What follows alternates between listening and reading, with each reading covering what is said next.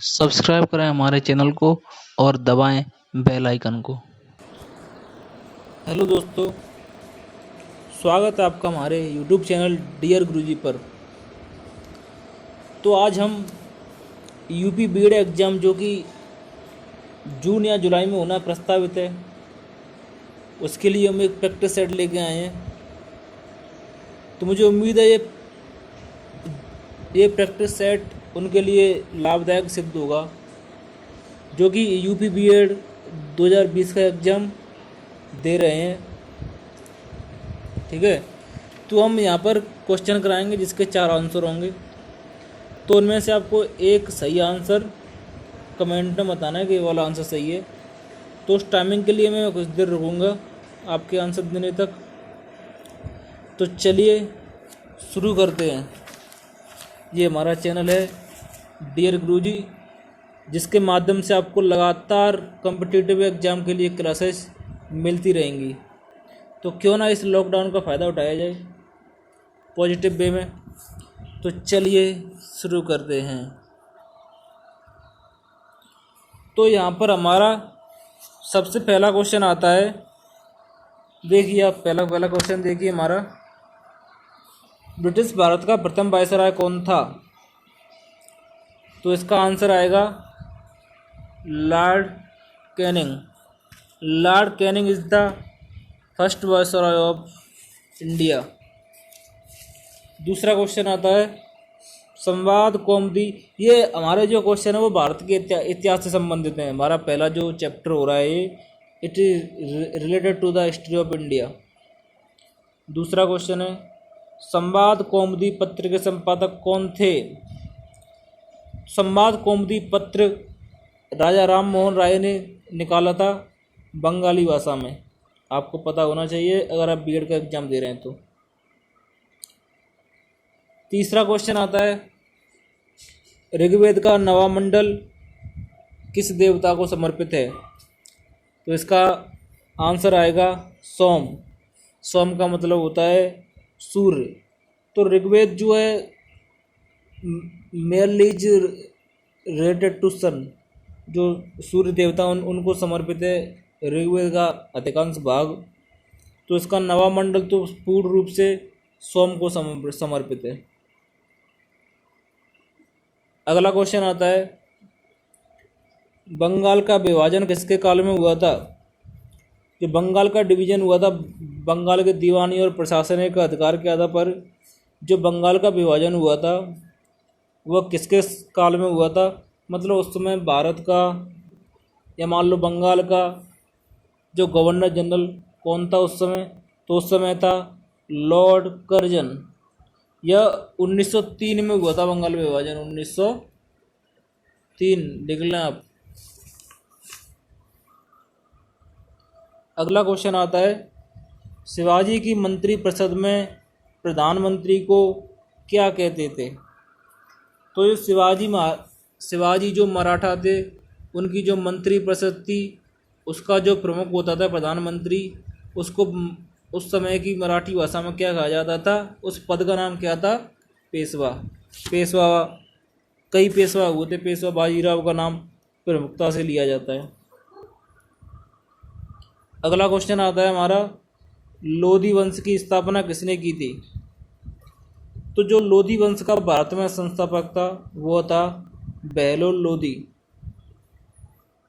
आप अच्छे से क्वेश्चन देखते हैं और साथ ही साथ क्वेश्चन याद करते हैं। मुझे उम्मीद है कि इसमें से आपको बहुत सारे क्वेश्चन एग्जाम में देखने को मिलेंगे। किस गवर्नर जनरल का नाम राज्य हड़प नीति के साथ जुड़ा हुआ है? तो ये बहुत इम्पोर्टेंट क्वेश्चन है। तो इसका आंसर आता है लॉर्ड डलहौजी। तो जो हड़प नीति का मतलब क्या था कि अंग्रेजों ने कई प्रकार के रूल्स लगा दिए थे जिनमें कि कोई दत्तक पुत्र नहीं ले सकता, किसी राज्य में अगर कोई उत्तराधिकारी नहीं है तो उसका जो समस्त अधिकार है राज्य के वो ईस्ट इंडिया कंपनी के लिए चले जाएंगे। ये हड़प नीति के कुछ नियम थे। जैसे कि एक इम्पोर्टेंट फैक्टर आता है झांसी। तो झांसी का जब झांसी में कोई उत्तराधिकारी नहीं था तो दामोदर राव जो झांसी के राजा थे उस समय उन्होंने एक दत्तक पुत्र लिया। तो अंग्रेजों ने इसे नीति के विरुद्ध ठहराया, जो कि हड़प नीति के नाम से जानी जाती है। तो उस समय झांसी में जब ये क्राइसिस हुआ तो उस समय जो गवर्नर जनरल कौन था, वो भी इस समय डलहौजी था। यह मुख्य नीति लॉर्ड डलहौजी की थी। अगला क्वेश्चन आता है, अशोक ने किस बौद्ध साधु से प्रभावित होकर बौद्ध धर्म अपनाया? तो जो अशोक था, अशोक महान कहा जाता है जिसे, तो वह कौन से बौद्ध भिक्षु से प्रभावित हुआ और उसने बौद्ध धर्म अपनाया? तो वह प्रभावित हुआ था उपगुप्त से। किससे? उपगुप्त। अगला क्वेश्चन आता है, अकबरनामा किसने लिखा? इसका तो आपको आंसर पता होना चाहिए, तो इसका आंसर होता है अपना अबुल फजल। अगला क्वेश्चन जो कि यूपी बीएड 2012 में आ चुका है।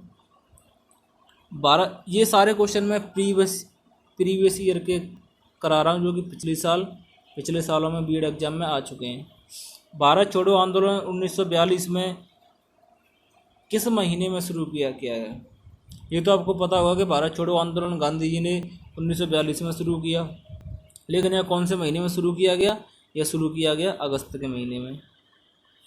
अगला क्वेश्चन आता है, बुद्ध किस वंश से संबंधित थे? जो महात्मा बुद्ध थे वह कौन से वंश से संबंधित थे? तो इसका सही आंसर होता है शाक्य वंश। अगला क्वेश्चन, 1817 में हिंदू कॉलेज की कलकत्ता में किसने स्थापना की? तो इसका आंसर तो लगभग सभी को पता होना चाहिए, इम्पोर्टेंट क्वेश्चन है ये भी। तो इसका आंसर आता है डेविड हेयर। अगला क्वेश्चन, भारतीय राष्ट्रीय कांग्रेस ने अपने किस अधिवेशन में मौलिक अधिकारों का प्रस्ताव पारित किया? ये भी सिंपल क्वेश्चन है। कराची में किया था 1931 में, जो कराची अधिवेशन हुआ था भारतीय राष्ट्रीय कांग्रेस का, तो उसमें कांग्रेस ने मौलिक अधिकारों का प्रस्ताव पारित किया। अगला क्वेश्चन, निम्नलिखित में से पूर्व पुरापाषाण काल में कौन संबंधित है? खड़ा मानव, जो खड़े मानव की मूर्ति है, पुरापाषाण काल से संबंधित होना ऐसी जो इसका वो है पाया जाता है। निम्नलिखित में से कौन नवपाषाण काल को दर्शाता है? देखिए इसमें से लोथल नवपाषाण काल से संबंधित नहीं है, लोथल पुरापाषाण काल है। दायमाबाद नहीं है, कुनाल भी नहीं है, तो इसका आंसर बचा चिरांद, ये चिरौंदी बोलते हैं ज़्यादातर। 13वीं और 14वीं शताब्दी में उत्तरी भारत में शहरी क्रांति की अवधारणा को किसने प्रस्तुत किया? आंसर बिल्कुल सही है, बी, मोहम्मद हबीब। पुर्तगालियों ने गोवा को किस वर्ष में हस्तगत किया? तो जो पुर्तगाली थे, जो पुर्तगाली बस्तियाँ थी, गोवा एक पुर्तगाली बस्ती थी, उपनिवेश था पुर्तगाल का।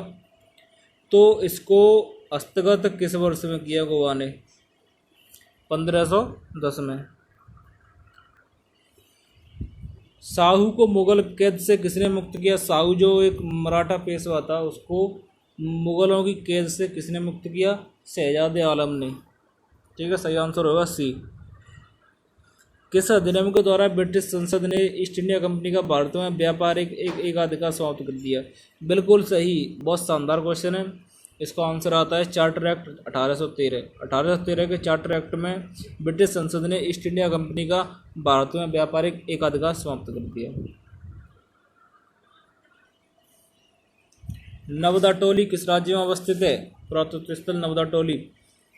आंसर आता है इसका मध्य प्रदेश। एलिफेंटा के प्रसिद्ध शैल को काटकर बनाए गए मंदिरों का श्रेय किसे दिया जाता है? तो जो एलिफेंटा के जो विशाल मंदिर हैं, एलिफेंटाई गुफाएं और जो मंदिर पाए जाते हैं, तो वो विशाल पत्थरों को काटकर बनाए गए हैं। तो क्या माना जाता है ये मंदिर किसने बनवाए थे? तो इसका सही आंसर आता है, टिक लगा हुआ है, राष्ट्रकूट।